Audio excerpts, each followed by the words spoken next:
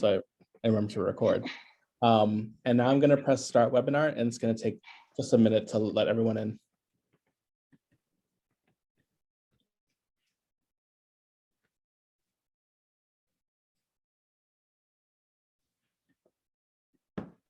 Hi, good evening, everyone. Thank you for coming to tonight's session. We're just going to take a minute to let everyone in from the waiting room.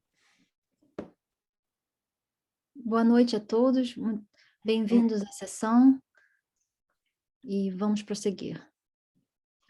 Buenas tardes a todos. Entonces, vamos a ver que las personas primero se ingresen y después vamos a comenzar.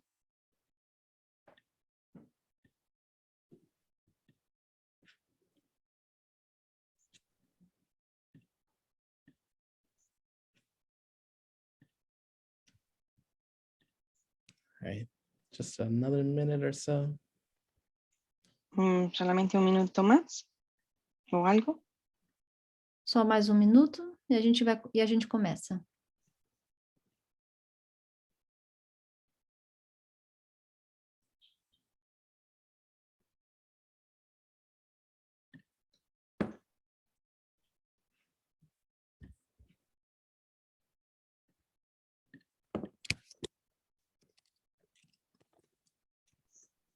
Good evening, everyone. Thank you for coming tonight. If you are looking for Spanish or Portuguese interpretation, please click the globe at the bottom that says interpretation and then select Spanish or Portuguese.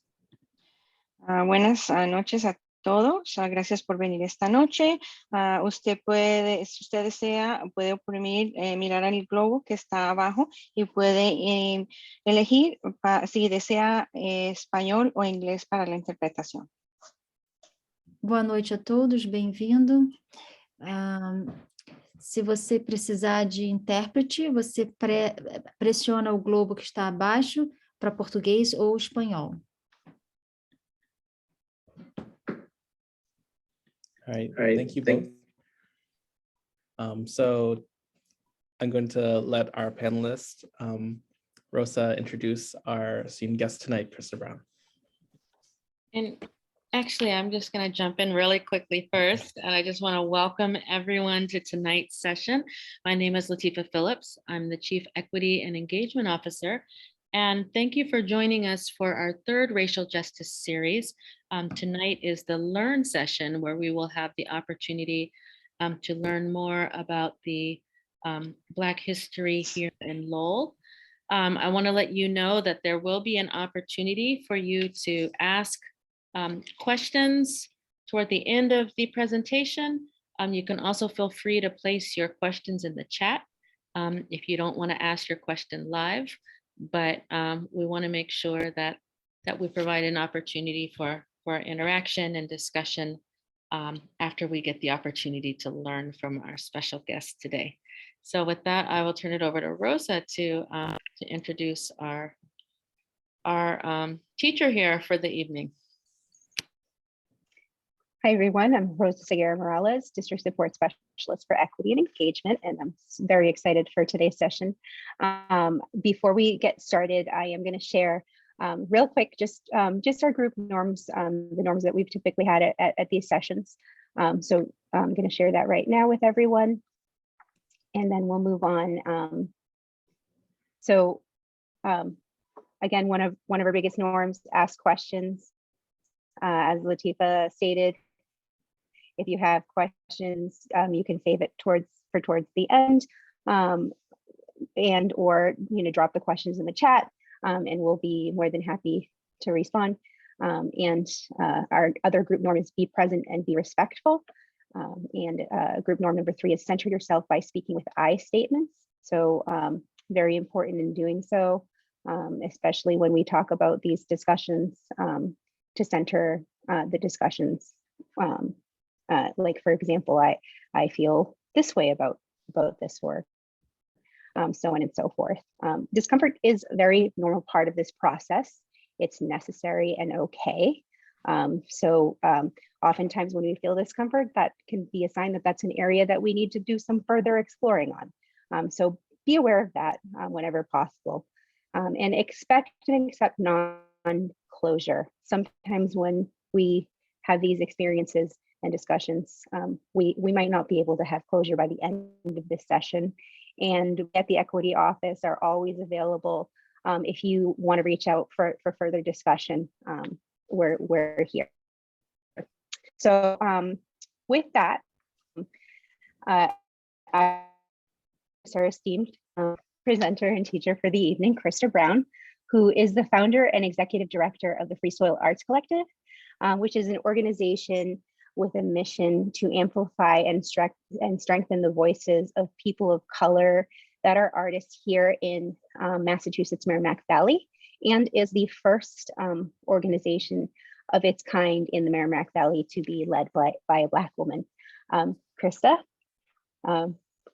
thank you so much for joining us, and we look forward to the presentation. Thank you for having me. Welcome, everyone. My name is Krista Brown. I'm the founder of the Free Soil Arts Collective. Before we take a deep dive, I just wanted to talk to you all a little bit about who I am and where I come from. Oh, and Krista, it's simultaneous interpretation, so you don't have to pause. Just be mindful of the speed. Thank you. Let's see. Okay. And you can see my slides all right? Okay. Oh gosh. Oops, sorry.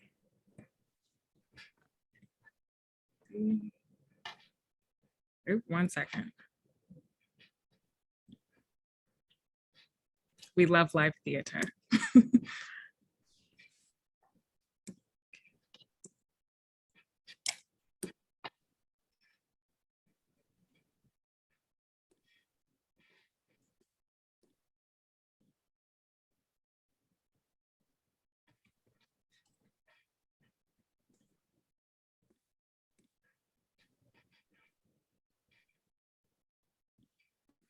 Okay, I think I got it. Let's see. Okay, so a little bit about me. Before starting the Free Soul Arts Collective, I was a trained actor. I went to Longwood University in Farmville, Virginia. And this is kind of where I first was introduced to all that theater had to offer. A lot of folks don't know this. I'm not originally from Lowell, Massachusetts. I was born in Haverhill, Massachusetts, which is just a stone's throw away. I have a twin sister, Angelica. And actually, majority of my life, up until college, my family wrestled with homelessness. So Lowell, in a weird way, is the first place that I chose to live in 2012. So what really caused me to start Free Soil was just a lack of opportunity that I saw in Lowell for an actor that looked like me. So I was always going to Boston and bigger communities. And really, it was in 2019 where the idea kind of came to me to start something here in Lowell for artists who didn't want to have to leave their community to commune with artists that look like them. So that's how we were born. And we have had the mission, as Rosa said, to amplify voices of color through the arts since 2019. Our name is very unique. Free Soil, to some folks, sounds a little odd, but it's an homage to the Free Soil Party. In the late 1800s, there was a group called the Free Soil Party that advocated for the life of Nathaniel Booth, who was a freedom seeker who came to Lowell. They advocated for his freedom, for his safety, and their motto was free soil, free labor, free men. They believed that those who work the soil deserve to be free. So it's our belief that those who come from these marginalized groups need the freedom to tell their own stories. So what we do is an homage to Nathaniel. So this is kind of how the work of our storytelling initiative, Hidden in Plain Sight, Stories of Black Lowell, started. My second job out of college, after a brief stunt at the Dunkin' Donuts in Drakehead on Broadway Road, was being a museum teacher for the Songus Industrial History Center. We would have school groups come from all over the country to Lowell to learn about the history. There were all of these workshops and programs about how immigrants came here, what their experience was like, how the mill girls acclimated to this new world, about the Industrial Revolution. And during these programs, there was one that stuck out to me that really was an opportunity to, I think about the stories that are told. We had a class that came for a program where young people learned about cotton. And the young people were given this box filled with tools, and it was filled with just sticks and stones and dirt. And the young people, their job was to take these tools and to work it through the cotton and remove any of the debris. In the room of this class, there was this poster that had a plantation. It had images of slaves on it. And I had a teacher come up to me in the middle of the class and say, "We don't want to talk about that." And I was like, "What?" She said, we're not there in the curriculum. I don't want to talk about it today, so let's not do that. So I was there as a Black woman about 10 years ago, being told to not talk about the history of slavery, to watch these students essentially comb cotton and continue with their day. And it really stuck with me because it made me think about storytelling and how, depending on where you are in school or the adults in your life, there are parts of our history that we will never know if people don't tell us and show us. So that moment kind of stayed with me for a really, really long time. And it's really a direct, it really correlates to this project that Free Soil embarked upon last year, Hidden in Plain Sight: Stories of Black Lowell. This came out of a lot of community members saying that they didn't see the Black experience represented in Lowell. A lot of us learn about the mill girls. We learn about immigrants not nearly enough, but the Black community is largely left out of what our community talks about. I would take it even further and talk about Indigenous peoples and Native Americans and the people who were here before we were is not nearly talked about enough. So this book was made possible through a grant that we applied for with the Greater Lowell Community Foundation, the Mass Cultural Council, and Merrimack Repertory Theater. The stories will be turned into a play over the next year. To make this work possible, we partnered with Masada Jones of the Kindred Project. She helped us with outreach. Once we decided that we were going to do this story, we knew that we had to reach a lot of people. Some people who may not have access to internet or social media. We wanted to reach as many people as we could across generations. So Masada, being a lifelong Lowellian, was able to connect us with some incredible people who wanted to share their story with us.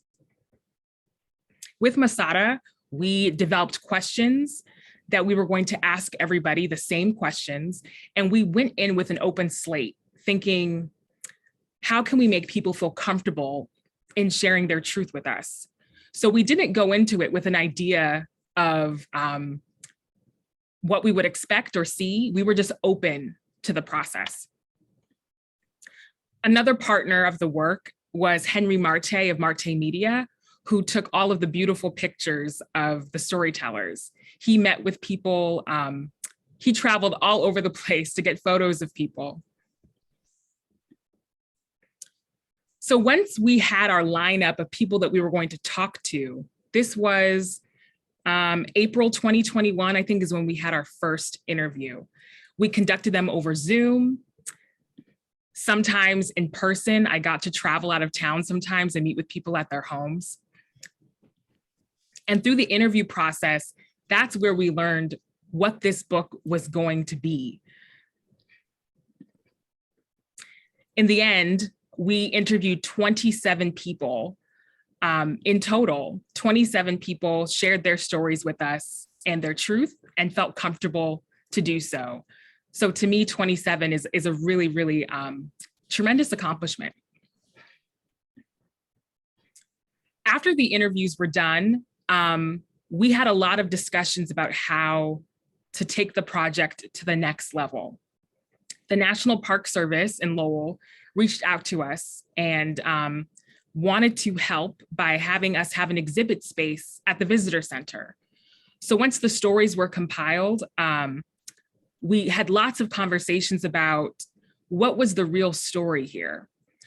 In the beginning, I kept saying, we're amplifying Black stories, that's the story. And the national park really encouraged us to go deeper.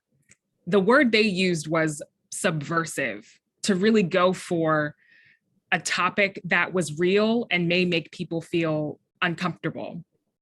So what we settled upon was destruction and resilience. Stories of Black communities in Lowell that were destroyed due to gentrification, and also stories of renewal, the success that Black people accomplished despite what they experienced. So I'm going to pull up a short snippet of the book with some images to show you what the neighborhoods looked like before and what they look like now.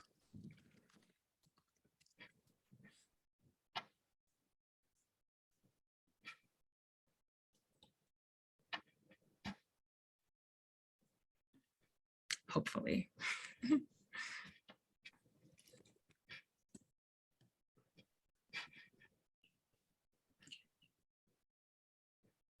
I'm going to stop sharing real quick, and then I'm going to pull up another page.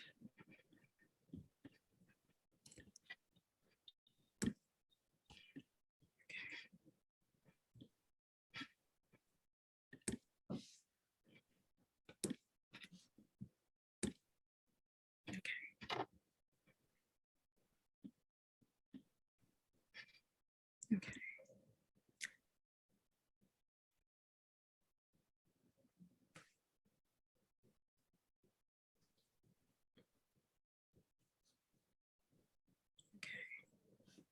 So the first neighborhood we talk about is the Julian Steel projects.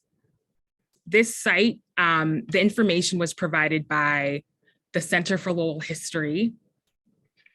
And we discovered that that site today is River's Edge condos. You can see the difference.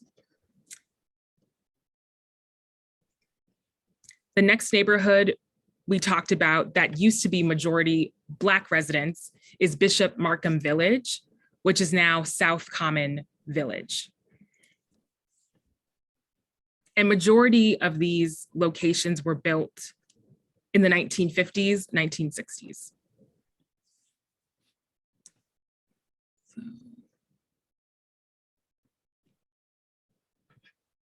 The third neighborhood is called Hale Howard.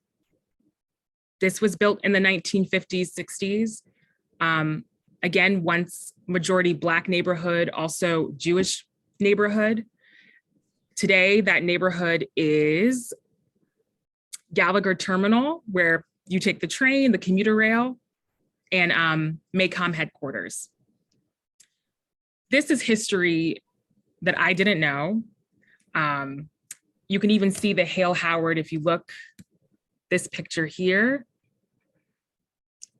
And there were people who talked to us in the interviews and said they remember being offered checks from the city government to leave. They remember being told that it would be temporary, that they would have their community to come back to, and coming back to nothing. And these are real stories that are not told nearly enough. And now that this history is in the book and in the exhibit at the National Park, this is kind of the first step of pushing these stories forward. I'm gonna try to go back to my slideshow seamlessly.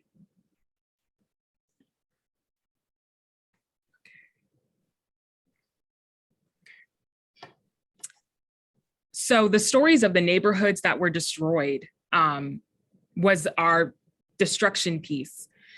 The stories of resilience were, like I said, success, triumph, despite all of the negative things. A name that has really come up more often, I think, in our history is Bertie Malbury, a Black woman who came to Lowell from Jacksonville, Florida, who was an advocate, who wanted equality, particularly for Black people.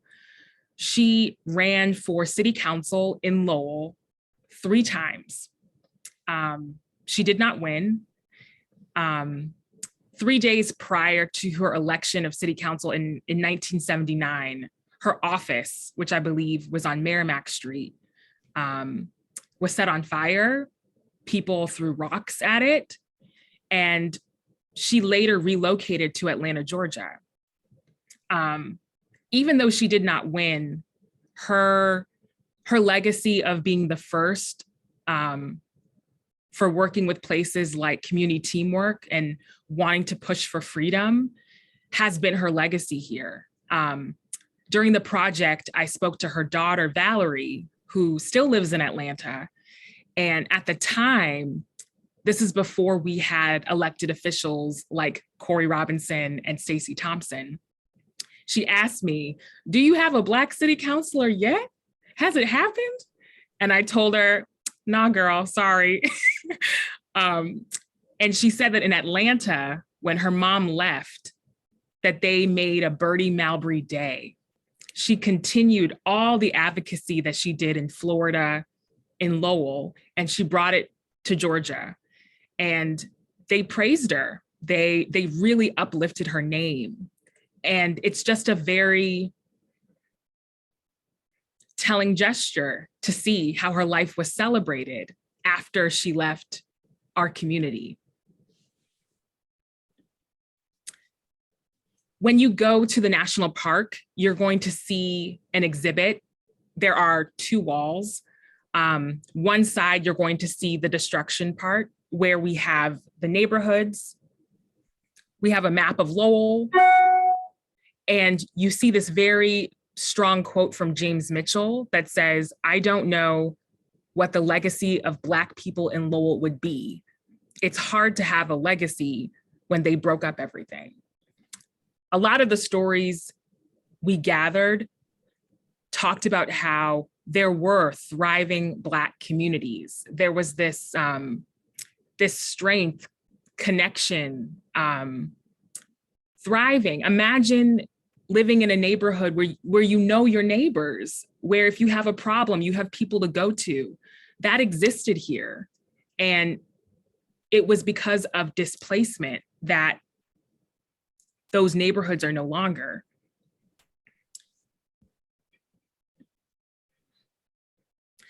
I'm going to share some of the images that Henry was able to capture of the storytellers.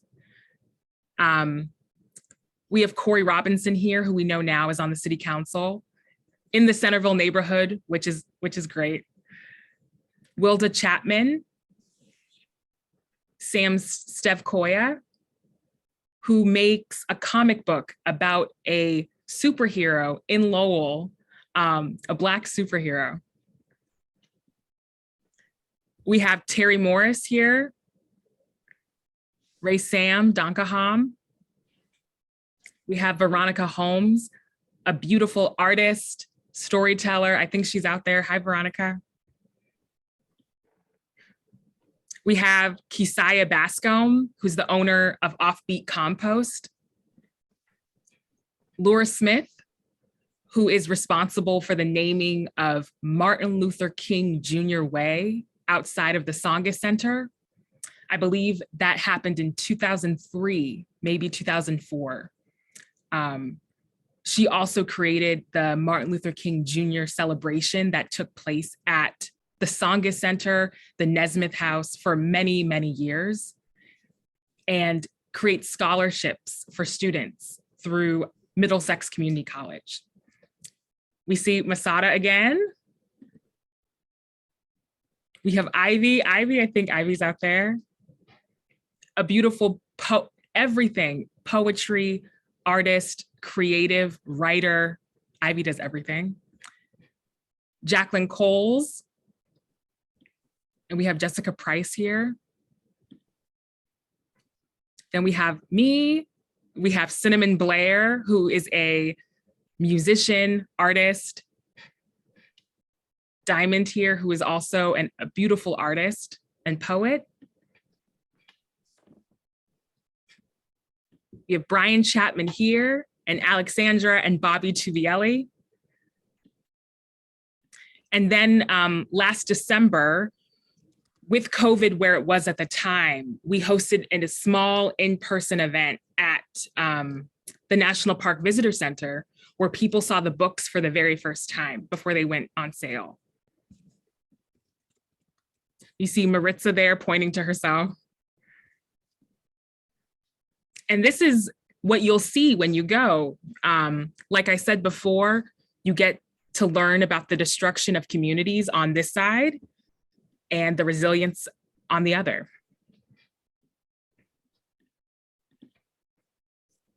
And we had many folks who supported that exhibit, so just want to give everybody a thank you for that. And there's one more thing I want to show, if I can. Let me see.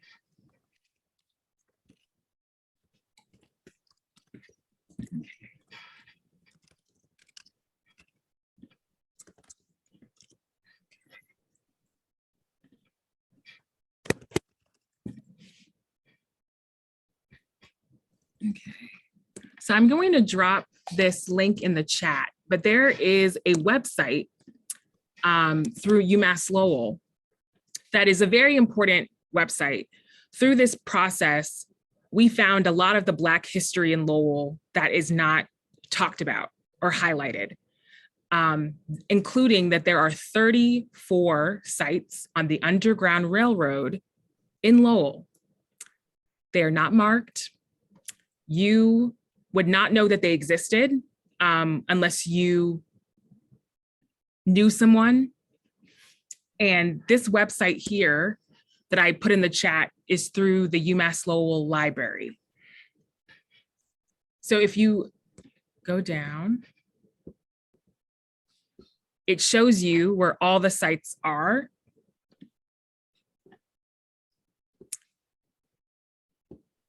And you can find the addresses.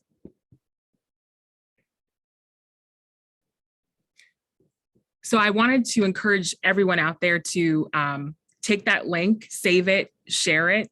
Right now, it's the only place where I've been able to find that information. I believe it was Martha Mayo who compiled this list. And through the book, it was very, we were all kind of collectively sad about how much we didn't know about our own history, and thinking about ways that we can change that.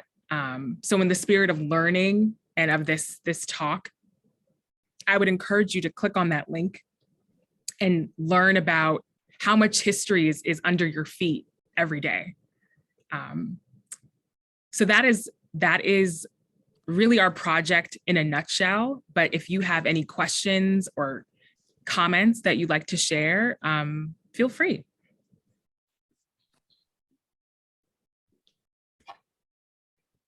Thank you so much, Krista. And I believe that some of the contributors to the book are here, not to put anyone on the spot, but if anyone is willing to share their experience, we'd be happy to pull you in as a panelist if you just indicate in the chat, or Krista, we can also invite them in and they can choose to come in or not if we know who they are. Okay, let's see. This is optional, people, but let's see. I see Veronica Holmes. I see Bobby Tubielli. I see Ivy Nugi. See. Those are the folks I see. I don't know if they would like to talk, but they can if they like. Okay, thank you, Bobby. We'll pull you in. Krista, as you were interviewing the, the different holders of this history, was there a vision or hope that they shared for where this work would go? I think there was a lot of, I think the sentiment was, it's about time, and a lot of just wanting the stories to live somewhere and not die. We didn't want this to just be in a book and say, oh, we did it, great. There's a lot of work that has to be done, as you can see. There still is no permanent signage about the Underground Railroad or the history of Bertie Malbury, or we're even exploring with UMass Lowell having the stories archived, and that's really great. Having, but I think that was the hope, was to just, instead of it being this, it wasn't, at least for us and the storytellers, it wasn't this idea of, oh, wow, I'm so happy this is, it was like, it's about time. And how do we make sure that these stories stay like up in our minds? We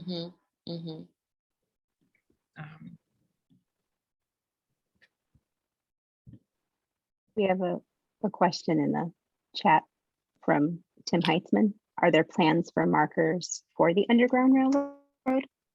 Yes, we're working with the city now on rolling out signage on the Underground Railroad that there, of course, will be some coordination, because some of those sites are underneath buildings and businesses. I think there's one near the Dunkin' Donuts on Merrimack Street. So there's going to be a deal of getting consent from business owners, but it is happening.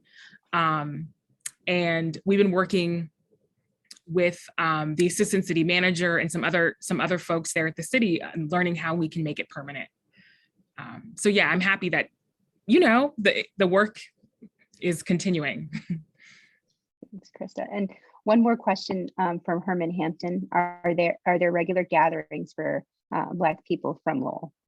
Oh gosh, yes. I think they're starting. I don't want to be the spokesperson, but there is, the Mitchell family has began hosting. I went to an event a couple weeks ago for Black History Month. There was a Black History flag raising at the city. The Kindred Project does things. I definitely think it's happening. It's moving and grooving. And it's good to see. Hi, Bobby. So, oops, sorry. Bobby was one of our storytellers. Would you like to talk about the process for you? Yeah, so thank you to Free Soil, Krista. Thank you for your genius in pulling this together, and then also pulling together other talent to make this happen.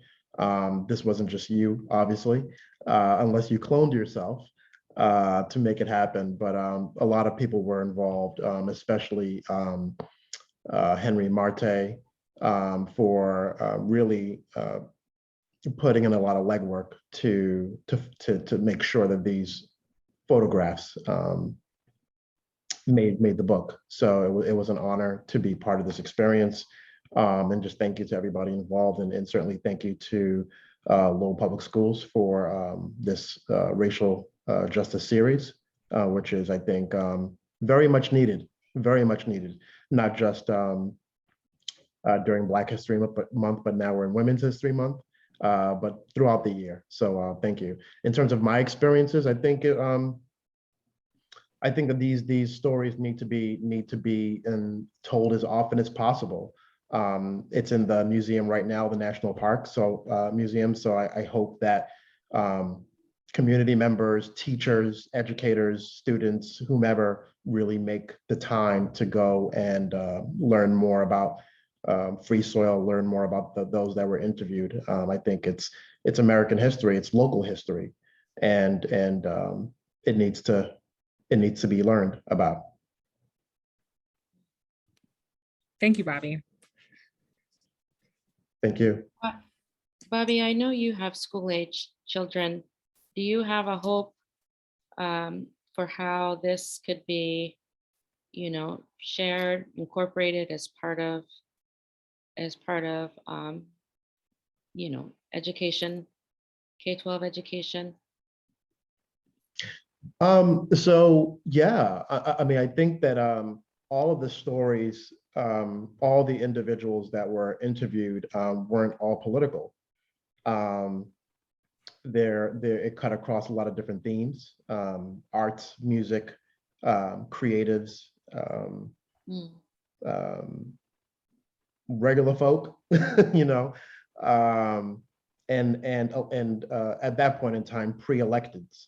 So I think that there's a lot of opportunities here to teach our young people about the possibilities, local possibilities that span a lot of different types of experiences.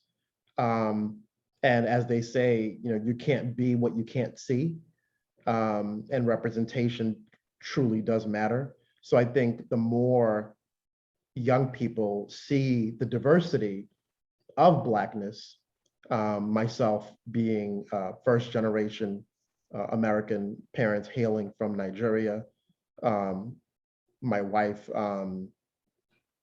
African American, her people been here for centuries, and she's also in part of her family history is also indigenous to this country, to these lands. And then we have people from the Caribbean. We have people, we have a smorgasbord. We have multiculturalism in the Black community. And people need to understand that too. There's not one type of Black folk. And that even within the community, there's a lot of different perspectives as well. And so there's nuances, there's shared histories, but young people need to understand that. And clearly, there are a lot of adults who need to understand that too. So there's learning to go around. Mm-hmm. A lot of learning to go around. Mm-hmm. Thank you for sharing that, Bobby. And you're welcome to continue to join us here on the panel. Anyone else who would like to share or ask a question, please just let us know and we can go ahead and pull you in. And while I pull in some folks who wanted a chance to speak, Krista, you had mentioned that there were, Black neighborhoods here in Lowell. At one point, was the population larger than in Lowell? Because I'm thinking about our school district population right now, which is about 8% Black, African American. And, it's interesting to hear about, distinct neighborhoods. And I'm wondering if there's anything you can share about that. I'm not 100% sure on the population numbers, but I know that there used to be higher concentrations of Black people in neighborhoods. Now we're more scattered. But there's some families like the Mitchell family, for instance, who's been here since like the 1960s. There have been some Black families in Lowell since the 1940s. And I know there used to be higher concentrations. I just don't know the numbers exactly. Mm-hmm, mm-hmm. Sure, no problem. Thank you for just kind of sparking that for me. That's some learning I'll do independently. Or if anyone has info to share with us as well, feel free to share it with us. I also saw a question from Claire about whether the exhibit is permanent. It's not. It is going to be there through September of this year. So we will, we'll see where the exhibit goes next, but it's there through September, and it's accessible to the public from 12 to 5 o'clock, I believe, during the week and on the weekends. On Market Street, if anyone needs to know. Krista, there's a couple of questions in the Q&A. First question is, where can you find out about gatherings or events that are happening?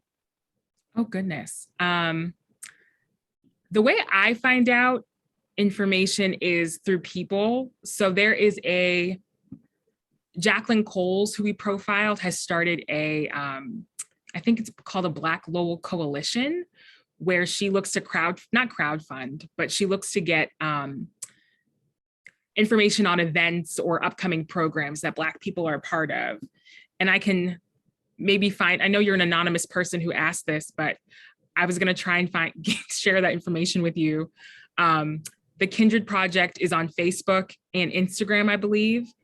I know the group that's affiliated with the Mitchell family. I believe it is, let me see if I can find it.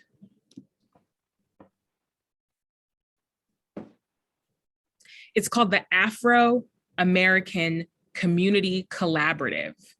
And I believe they organized the Black History Month flag raising. And also there was a Black History Month day party at Mill City Barbecue last week or so. And they, I believe, are on Twitter mostly. That's where I find my information. Currently, that's just me. Thank you, Stacy. Yeah, there's a website for that group that Jacqueline Coles has started. Let's see. Oh, okay. And I see Stacy Thompson's question. Stacy, will there be a Hidden in Plain Sight part 2? I am open. It's been very interesting since the book has been published. A lot of people have wanted to be part of the book. There were a few people who just weren't comfortable the first go round. And I think sometimes you have to see something to really know that it's something you want to be part of. So I am definitely open to it, Stacy, definitely.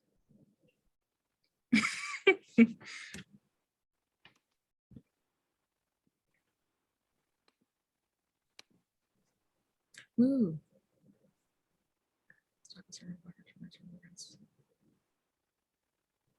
Okay, I see a question from Masax Bangu. Do you also document the stories of your Black entrepreneurs or immigrants from Africa in Lowell? If yes, what have you found out?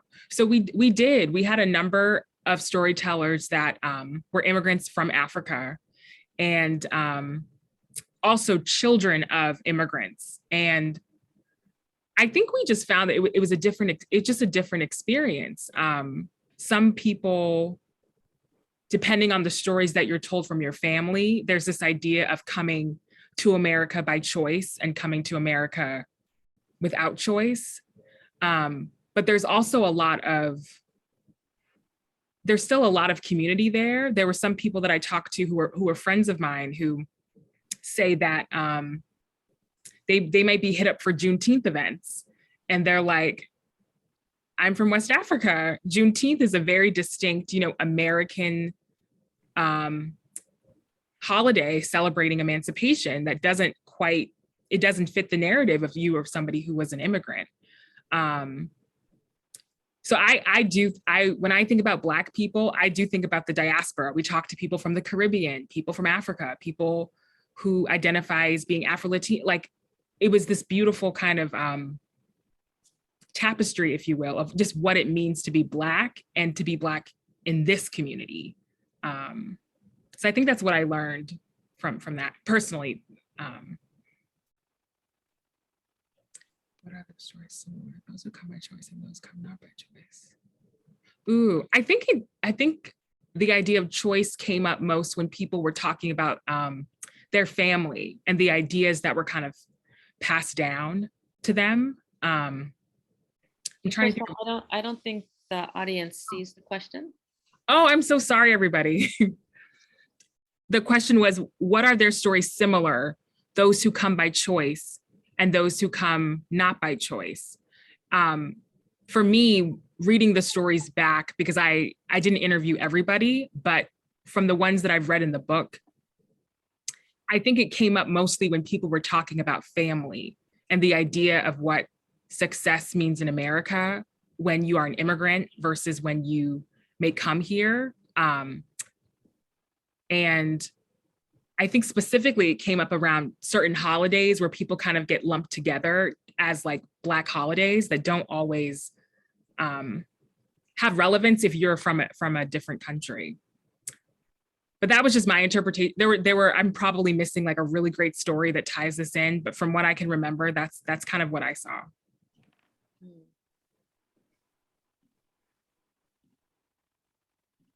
We have another Q&A question from Stacy. Would you consider it hidden in plain sight on the stage?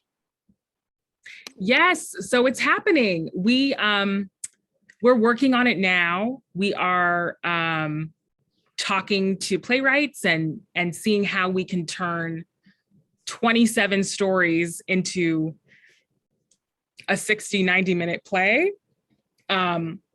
And special thanks to Merrimack Repertory Theater for their support. But yeah, we're exploring that now. How do you adapt these stories that cover all these different themes in a way that is digestible to an audience? 27 stories. We can't have 27 actors. And seeing how with the exhibit, you have the destruction, you have the resilient, it's like a very clear separation. And it's thinking about in a play, what does that narrative become? So yeah, it'll be a really interesting process to see. I mean, documentary theater, this idea of taking real life stories and putting them on the stage is not a new concept, but I do think it is, it's something you have to do delicately. All of our storytellers are aware that their story may or may not be included in this kind of next iteration of the play, but it's happening, Stacey, and I'm excited to see what we produce out of it. Yeah, so it's going to happen.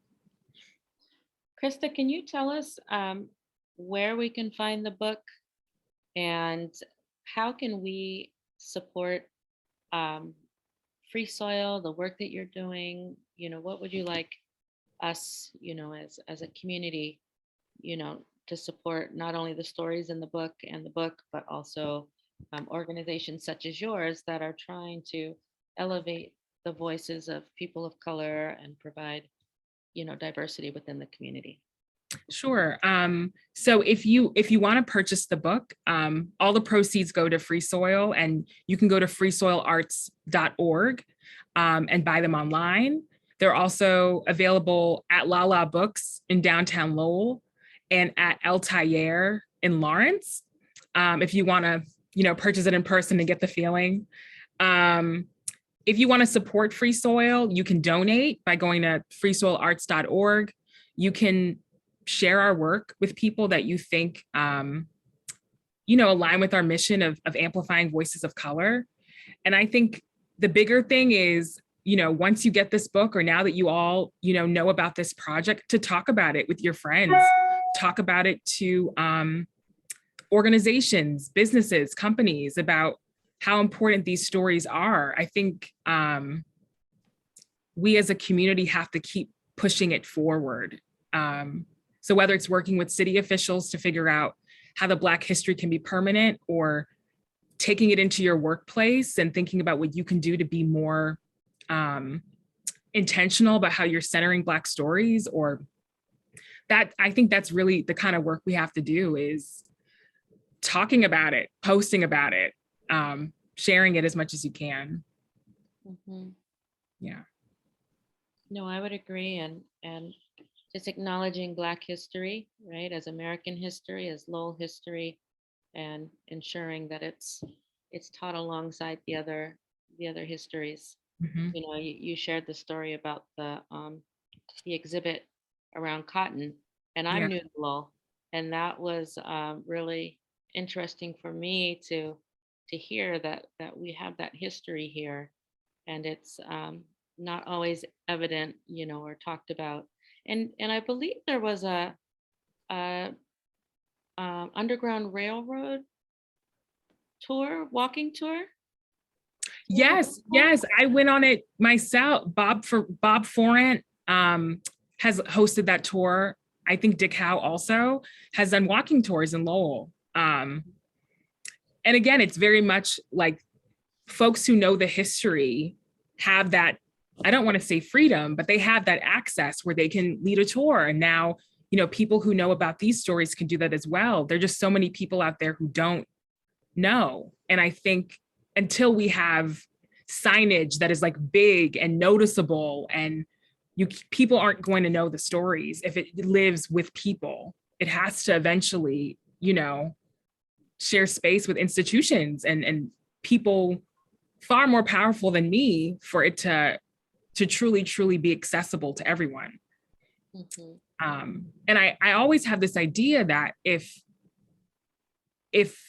Massachusetts knew, if the country knew, like I went to college in Virginia, and when I tell them we have 34 sites in my town, they would come in a heartbeat to see, to experience that. And I think it's not just, I think we have a moral responsibility, and I think we have an untapped economic responsibility about how rich Lowell has the potential to be. The shame and the, I don't know, the uncomfort that comes around talking about slavery. I mean, the Industrial Revolution and the success, you know, of Lowell is directly tied to slavery. And it's not like, it's not an opinion, it's just fact. And it should be said, you know, as it's factual. So I think the more we work towards not shying away from that fact and lifting it up more, we all will benefit. It just makes the story of Lowell that much richer and more true, I think. You know, it's interesting. A community reached out to me about the seal, and I think maybe there's cotton or cotton bales in the seal, and asked, the significance or the symbolism, of that for our city. So I think that that will be something, that I'd love to engage more conversation around. And how do we talk about the history of Lowell and the economy and what that means. And something else I want to highlight briefly is just the ease of how you can, what's the word? What we did at the time was we reached out to Counselor Drinkwater at the time and said that we wanted to make Black history permanent, and how.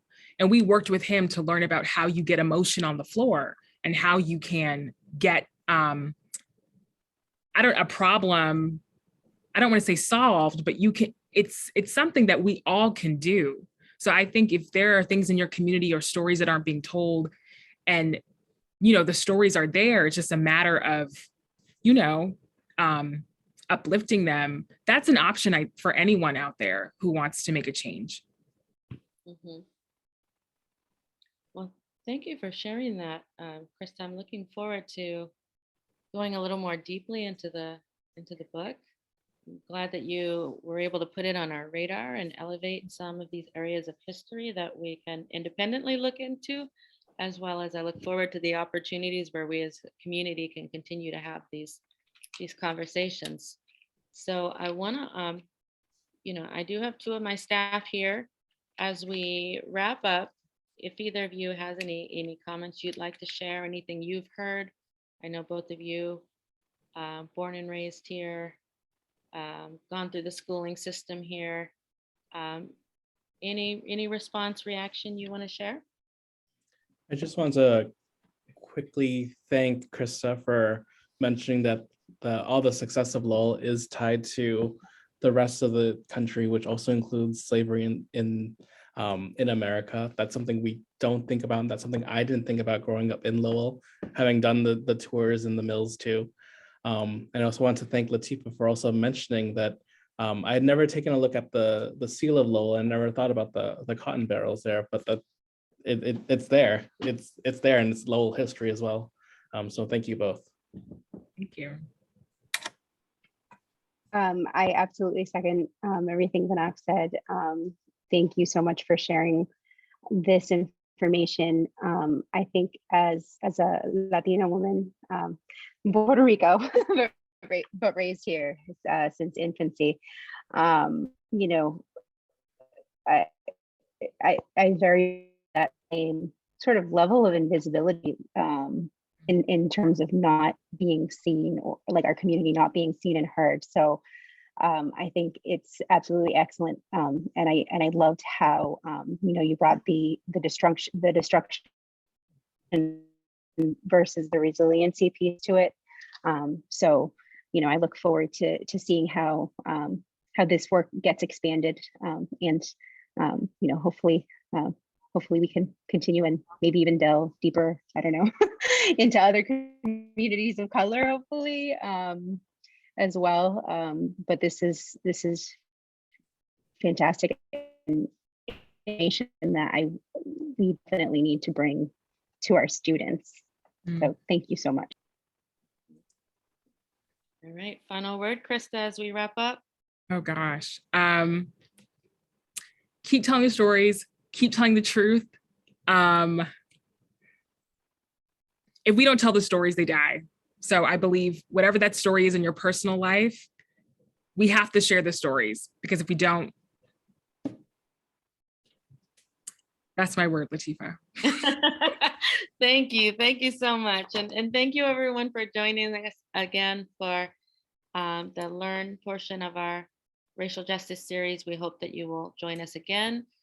We will post this on our website along with the sessions from our other series, and we hope we can continue the conversation, and really in the end, the goal is to see action, you know, and change. So so thank you, Krista, for helping us to be a part of or for being a part of our process toward change. Thank you. Thank you. Thank you, everyone. Thank you, everyone. Take care.